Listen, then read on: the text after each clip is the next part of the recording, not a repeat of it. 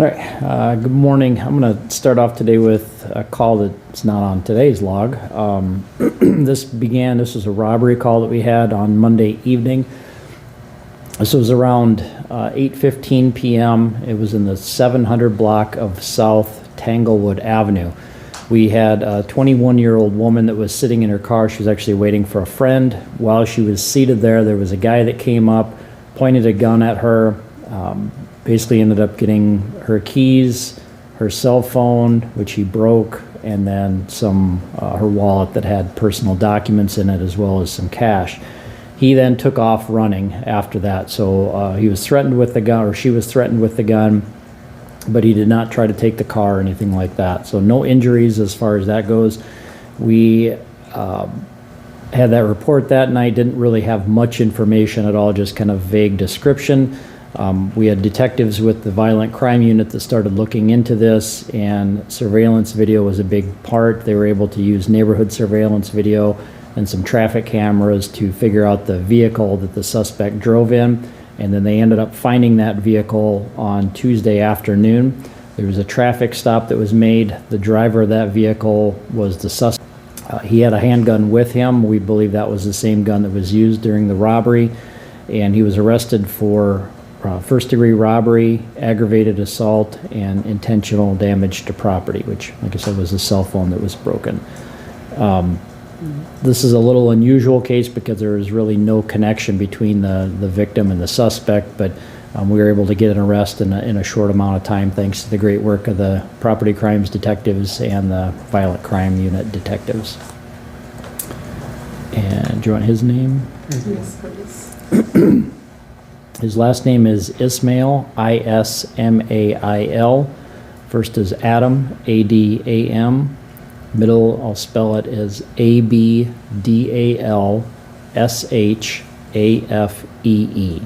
And he's 21 from Sioux Falls. So do we know where he came from? I mean... No, there's... based off of the investigation and being able to use the surveillance video in the neighborhood, he obviously drove there. How she was targeted, that we just really don't have any information on that. Did you guys locate the personal documents that were taken from her wallet? Yeah, there was quite a few things that were found inside the car. Some of those personal documents that were in her wallet were found in the car, along with clothing that matched what the suspect was wearing at the time of the robbery. So that was just all part of it, but there was a lot of different pieces that added up that pointed to Ismail being the suspect in the robbery. Does she live in the area in which her car was parked? I don't think so. Or does she clarify reason as to why she was parked there? She was waiting for a friend. Yeah, she does not live in that area, but she was parked waiting for a friend that lived in that area. Okay, and then did the friend come to the car and happen to see anything as well? No, it was just the suspect and the victim were the only two that were outside at the time. Was it the victim that called 911, or were there bystanders that called? No, there were no other witnesses. It was the victim that called. And she called immediately? Yes. What time of day was this again? When it happened was Monday evening, about 9:15 p.m. And arrest was Tuesday afternoon? Correct. Does he live in the area? No, he does not live in the area. At which location or intersection was he arrested at? It was near Benson Road and Galaxy Lane. Was he alone in the car? There was another person that was in the car with him at the time, but he was not charged in connection with this robbery. We don't believe that passenger in that vehicle had any involvement with the robbery. Does the suspect have priors? I mean, does he have a history of doing things like this? I can't go into specific details. I can say that we've had some contact with him before, but I can't give any details on what that contact is.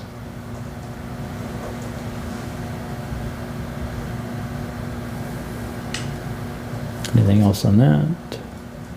Okay. On the log, not a whole lot. The aggravated assault, that was a domestic, a strangulation case.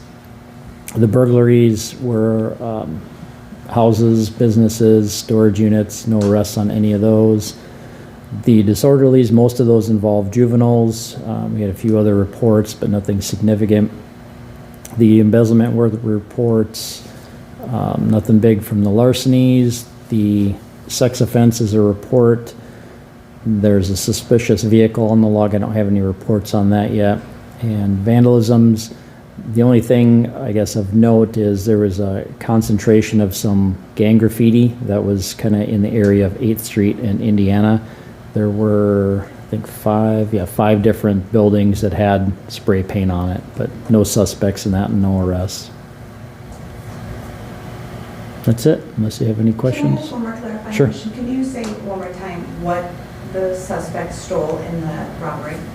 The suspect, well, so there was a few things. He took the car keys, threw those car keys, and he took her cell phone, but then he broke the cell phone.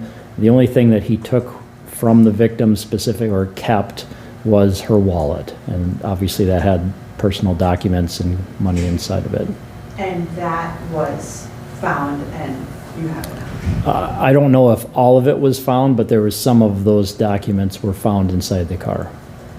So there was some sort of dispute between the two of them. No, there was no dispute. No. He walked up with a gun and started telling her what he wanted. And- She fully complied with him, but he didn't take the car keys and he broke the cell phone. So obviously she didn't, I think she ended up having the friend call. I think that was, maybe should have clarified that, And but how did it you break the cell happened, phone? Throw it or? stepped on it. Wow, okay, so she couldn't. Right, so she wasn't able to call from her phone, but she was waiting for the friend. The friend came out and Okay. then used that friend's phone to call. And there was cash in the wallet as well that he stole, right? Yep. No credit cards or anything? I don't know if there were credit, I would imagine. There's no charges on her credit card that he happened to make that? At this point, I don't think there's any, I didn't see anything in the report about that, but that's one of the things that they'd probably look into if that credit card had been used at all. Do we think that the personal documents played a role in the robbery? Is there any indication that the personal documents may have played a role, like he was actually seeking something? It's hard to know. I mean, we're trying to delve into their mindset, the suspects, what their intent was. We just know what they did, so it's hard to know the intent behind those actions. Sure.